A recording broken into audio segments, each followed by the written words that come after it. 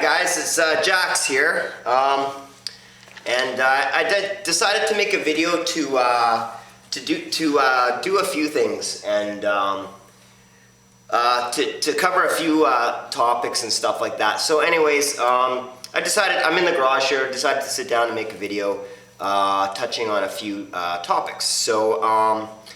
So yeah, for you guys that really like swords and knives and weapons and stuff like that, even if it's just for fun and you admire them and stuff like that, I'm going to talk about. I want to share some information about some stuff that I really find awesome, and also I have a at the end I think I'm going to include a challenge to any knife maker or metal worker that's actually watches this video and has kind of the same passion, and so there's going to be a challenge at the end of the video, aimed at all for fun, aimed at people that actually make knives or would like to start making knives. So I'll get into that a little bit later on. So anyways, a little while ago I made a video and I told the story behind this big blade here. It's big for me. When I say big blade, it's big to me because it's the largest thing I've made other than an axe. So to me it's big, and it's my most kind of formidable knife type of weapon. It's my 5160 spring steel, either a huge camp knife or a short sword or whatever you want to call it. And I made a little sheath for it with a crazy carpet, you know, that plastic carpet that you use in the winter to slide down hills. It's like a really portable little toboggan type of thing. So anyways, I'm out here in the winter right now, and I figured that this stuff, since it was made for winter, this crazy carpet plastic, it probably wouldn't crack and stuff. So I decided to make a sheath for my little short sword. I just kind of folded some crazy carpet and then threw some rivets in it. Attached this little nylon strap here, which was off something. Put a little hunk of leather in there and another piece of plastic so the point didn't come poking through, which it did, so I kind of put a leather insert in there. I've already told this story, and I don't know if people have seen this video, but so anyways, I'll be really brief, but I really have a passion since I was a kid for swords, pretty much from science fiction or fantasy novels and stuff like that. Always loved enchanted swords with like runes, magical swords, stuff like that. So as I got a little bit older and I started getting into knife making, I always loved swords, and I kind of always wanted a sword and stuff like that. But where was I going with this? Yeah, so anyways, I decided to make one day when I got a little bit older, and so that kind of thing. So really neat. I always liked, like I said, I always liked magic and wizards and dragons and enchanted swords and swords that were legendary, stuff like that. Like Excalibur's one. I know quite a good list. I know a few swords that are fictional swords that are kind of legendary and high-powered things, stuff like that. It's kind of neat. I mean, Excalibur's a neat thing. It's actually, they didn't tell much about that blade, like who forged it, and was it created by some sort of deity or god from antiquity, or God himself, or I guess it was God, the Christian God, because when you watch it, I think it had something to do with Christianity. So maybe it was God's little, or it was a metaphor for something else. The sword could have been a metaphor for some virtue or something like that. So anyways, So before I go on, actually, so like I was saying, I got into swords, and when I started looking at knives and knife making and stuff like that, I started bumping into and looking for sword makers, and not just those swords that you buy, those cheap swords that you buy that are samurai swords and katanas and stuff like that. Those cheap ones that you can't actually use because they'll just fall apart. I was looking at working swords, like actual swords that you know. Military guys actually take into Afghanistan, combat weapons that are battle ready. So real swords that won't break or come apart on you, and you could chop and hack and, you know, that kind of thing. They're the real deal. You know, like Cold Steel has their swords, and you can beat on those things. They're made out of 1050, I believe, which is a you know, a medium kind of lower carbon steel, so therefore super tough. So it's a good choice for swords because it'll take a hell of a beating. It's kind of like 5160, really tough, take a beating. You can, you know, it'll take a hell of a beating, and that's why they would use 5160 in springs for large trucks and stuff like that, because I mean, think about that leaf spring is flexing up and down a million times over the life cycle of that vehicle, and you'd figure that stress of all those flexes, and I guess some of them do crack from whatever reason, but it's really tough. So anyways, so I don't know if you guys are aware of this, but I wrote it down on a piece of paper, but some of the swords, the working swords that I think are neat, and like I said, military guys actually buy them and take them over to the sandbox, and a lot of those soldiers carry some pretty awesome blades, and they look for knife makers that are using good materials and super stout blades that won't let them down. Their lives depend on it. So anyways, if you guys don't know, and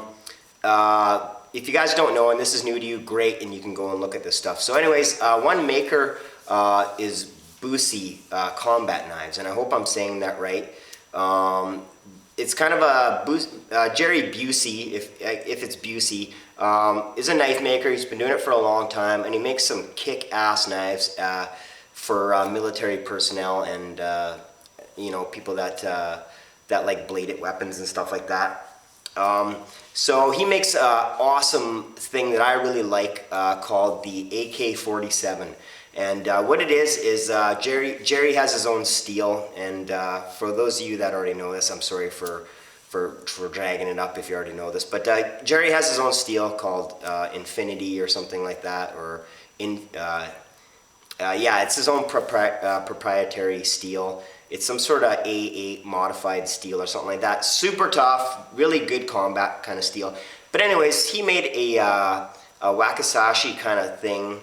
And for those that are really traditional Japanese blade lovers, you might scoff at this, but it's just an Americanized wakizashi, so don't get too crazy about it. I mean, it's not supposed to be in a direct comparison or anything like that, but or an insult to actual Japanese craftsmanship and stuff like that. It's kind of this side of the world's modern technology, Americanized twist to it, and it's no less a formidable weapon, and you know, it might have superior qualities, or maybe the katanas do, or whatever, so we won't go there. But Jerry Busey Combat Knives, they make the AK-47. It's a super neat wakizashi with G10 handles. I think it's a 1/4 inch thick. I believe it is, or it could be a little bit less. Super cool. I wish I had one. I wanted one. I couldn't afford to buy one.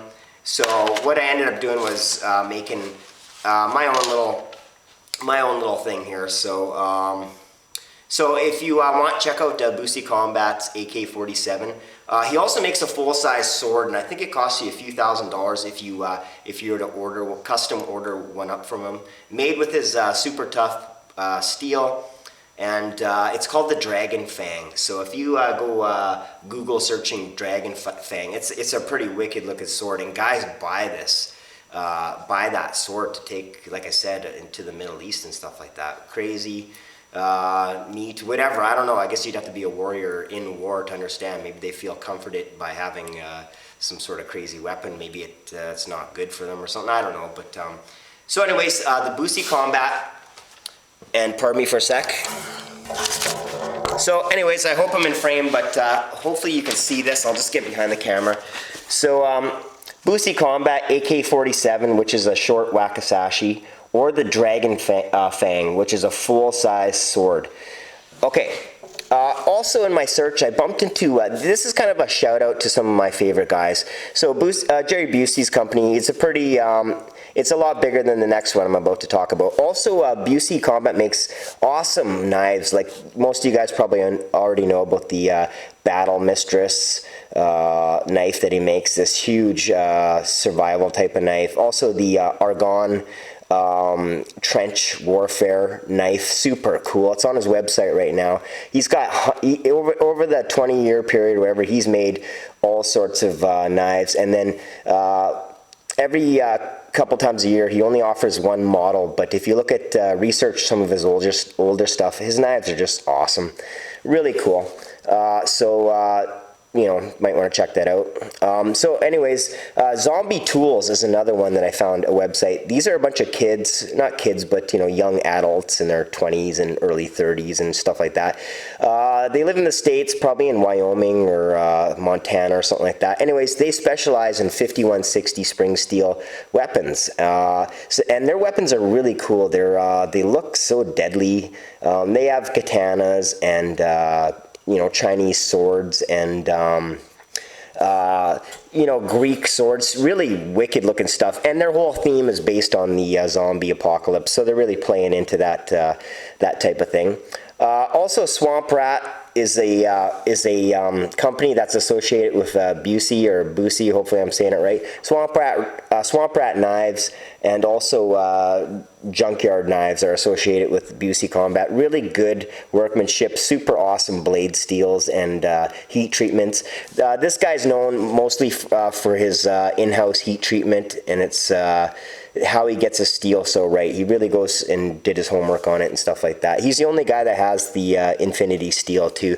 I hear it's some sort of A8, you know, like the steel A2. Well, there's A8, and I think it's some sort of A8 modified thing like that. I think A8 is known for, it's an air-cooled steel. I think it's known for crazy toughness. For those of you guys that love blade steels, like there's also, if you look at blade steels, there's all sorts of ones that you don't hear about, like you know, D2. D2 is a well-known blade steel. Here's an example of a D2 blade, my Balisong. But a lot of people might not know that there's a D7. There's you know, D7 is a. It looks like it would make a hell of a good blade steel. Probably super hard to grind and stuff like that. But when you look at its composition, it looks like it would make a hell of a crazy knife blade for for some sort of duty. Maybe not for big choppers, but for some sort of, you know, edge retention type of thing.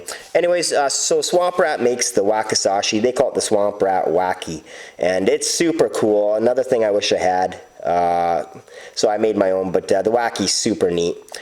So those are just a few guys if you want to go check them out. Really super cool. I mean, awesome stuff. This is for those that don't know this. I've never heard of these guys, and hats off and props off to all the guys, big and small, whether they have their own knife making companies or they're the kid in the garage like me, whatever, working steel and making some cool weapons. You know, like Gavcon is Excalibur and stuff like that. That's just awesome, and I love it. So anyways, feeling kind of frisky. So I don't know if any of my new subscribers saw my little short sword thing. If they did, I just got a little piece of wood up there. It's birch. I don't think I've tried chopping through birch. I'm gonna see if I can hack through that sucker. And then I'm gonna talk a little bit more. So here's the knife. I'll do a pose with it, a kind of Conan style thing, but you take a chop at it. Pretty tough stuff, this birch. It's a hardwood. Not a very good hack. Here we go. My aim isn't the greatest here, but it's a tough wood to chop actually. I'll try the way you cut with an axe. You kind of spread your legs so you don't go taking your leg off or something like that. And it kind of split. Pine's a little bit easier kind of thing. Splits right in half.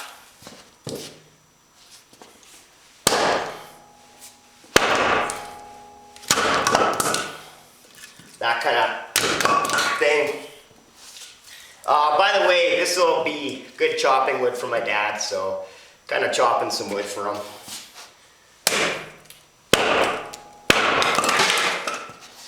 If I take a real vicious swing, I could probably cut through something big over there. I'm just kind of pussyfooting. Ooh, that's a tough piece. Must be a knot in there. That's a crazy tough piece, actually. Yeah, it's a great big knot.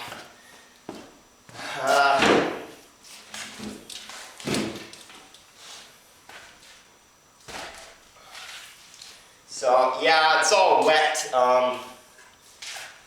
The wood's wet right now. Wet poplar is probably hard to chop through, but look at that bite. Bite's super deep.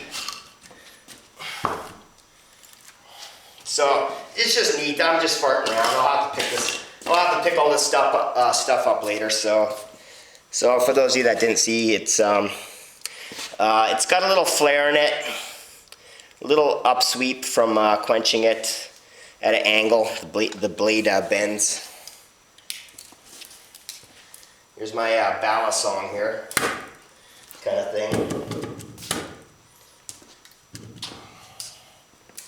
My balisong. I love this thing. It's awesome. I took the Damascus blade off it and put the D2 blade steel back on it. You can do underhand kind of reverse things, kind of ready to go, like kind of thing. So anyways, that's just me farting around with my kind of perhaps maybe infantile fantasy tendencies or something like that, but I think, I just think it's a lot of fun, and I don't think there's anything wrong with chopping at wood with your sword and stuff like that. I think it's kind of neat. So anyways, some other cool weapons in case you haven't bladed weapons. Just in case you don't know, there's a thing called blade sports, competition cutting blade sports, and it probably got its roots in the bladesmithing guild, where they would craft a blade and they'd have to test it out on strands of hemp rope and cut through 2x4s, all for a practical reason, to test the pardon me, it's really hot in here, to test the plus the chopping, but to test the quality of the heat treatment and the forging that these guys did. They would test their journeymen or people qualifying to be master smiths and stuff like that. They would test out their knives and shit like that. So anyways, competition cutting knives are super cool. One of my favorite steels is CP Crucibles CPM M4. It takes an edge. It takes a fabulous edge. It's one of those steels where there's something magical about CPM M4. It just takes a super crazy edge. It has awesome edge holding. It's a chromium, tungsten, vanadium, pretty high carbon blade steel. Super cool. And pardon me while I take a sip here. So competition cutting knives are super cool. I better check the time on this video here. 19 minutes. Okay. So here's the only cold steel product I own. It's my walking spear. So anyways, of course it's the cold steel Bushman, not the Bowie knife, just the whatever straight thing, whatever. But when I mounted it on a stick, it's got holes drilled in it so you could screw it in and stuff like that. So this is my walking spear. You know, it's kind of neat. It's kind of a neat knife made out of SK5, which I believe is Japan's version of 1080, something like that. 1080 is a real popular metal for beginners. 1080 is because it has the right mixture of carbon in it, and so when you heat treat it, you can do it. It's a real simple heat treatment, and a lot of the it has a perfect mixture of I forget what it was, carbides that go into solution or something like that, the ectoloid point or something like that. So anyways, I'm babbling, but yeah, so anyways, like I said, I'm a big fantasy guy. I like kind of swords. I know of a few famous fictional blades. One is called Glamdring, the Foe Hammer, and that's from J.R.R. Tolkien's The Silmarillion. It was a blade forged in a really an enchanted blade. So Glamdring was a cool one that really stuck out in my childhood, or even now. I think it's kind of a neat idea. And Orcrist is a cool sword. That's another sword. It was a king in this fictional setting wielded this blade, and it was a magical sword. Had all sorts of attributes, all sorts of extra little powers added to it. Glamdring, I think Glamdring was called the Goblin Cleaver or something like that. So it may sound cheesy to some of you guys, but it really piques my interest and stuff like that, and I do find it entertaining and fascinating and stuff like that. Yeah, so anyways, I can go on and on and on and name all sorts of swords. J.R.R. Tolkien had some really cool swords and knives. There was this one knife that the dwarves forged. Dwarves were blacksmiths on another level. Like, it's all fictional, but I mean, if they were real, they'd be on a godlike level of blade crafting and stuff like that.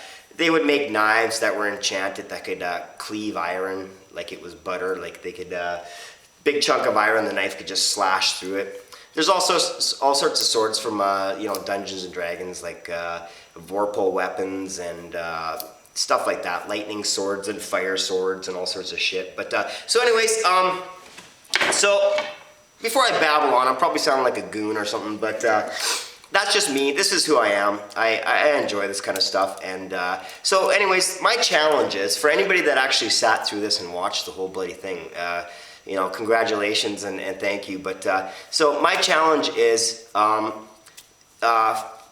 if any bladesmith is actually watching this and feels the same way I do, I challenge you to make a homemade end of the world type of scenario survival sword, or huge ass kind of weapon.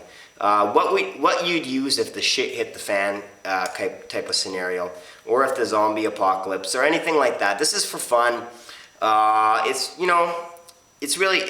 neat. You got to have that little creative spark, or you don't have to, but I mean, fantasy plays a role in everyday life too and stuff like that. I mean, so it's really neat. If anybody's interested, I'd like to see your shit hits the fan sword, something that you would stake your life on in a scenario where Armageddon or anarchy or something like that hits. And some of you are probably thinking, well, I'll go with my gun, but when the bullets run out and stuff like that, and this is, of course, this is for play. I mean, heaven forbid the end of the world's gonna happen and that kind of shit's actually gonna be needed, where people are gonna be walking around like The Walking Dead with samurai swords and stuff like that. But so anyways, if you want to play along with me, and you know what, a lot of people would like seeing these apocalyptic swords, and I hope you don't laugh at me, but I put runes on my sheath here. Sounds kind of funny, but so I got my name in Japanese here.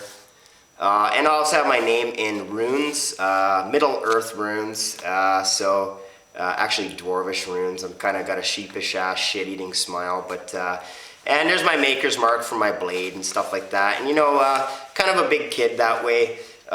despite my age and stuff like that. So I would really like for instance, there's a few of my subscribers that I think would make some kick-ass versions of like those Wakasashis or end of times blade or something like that. Like I don't want to drag him up into it, but Digs for Fossils, he makes some awesome knives. I'd love to see his version. I'd like to see him make a end of the world type of CPM M4 blade, some kind of crazy thing. Like what's that Denzel Washington movie where he's carrying the Bible? What is that thing? I forget, but he has his, that's the same kind of thing, the apocalypse, and he's carrying his sword and stuff like that. So anyways, that's a challenge. I wonder if anybody's actually going to take this up. And it'd be great to see you post your weapon and maybe some chopping demonstrations and stuff like that.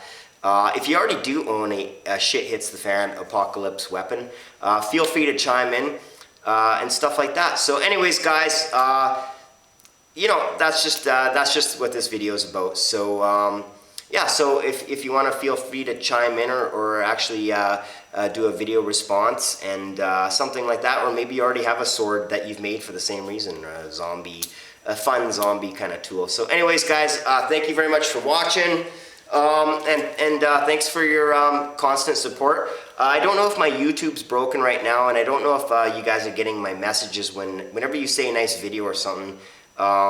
I don't know if everything's working okay, so I'm just grateful always for your support. Even if you don't hear back from me, it might have screwed up. I have YouTube on a mobile device rather than a laptop, and I rarely use the laptop. And so when I switch between the two, I don't know if I screwed something up. But so just in case, thank you for all your support. You guys are great subscribers, and pretty soon I'm looking forward to doing some sort of giveaway. Something like that. So anyways, guys, thanks for watching as usual. And from the garage, here's Jack saying sayonara. Adios, amigos.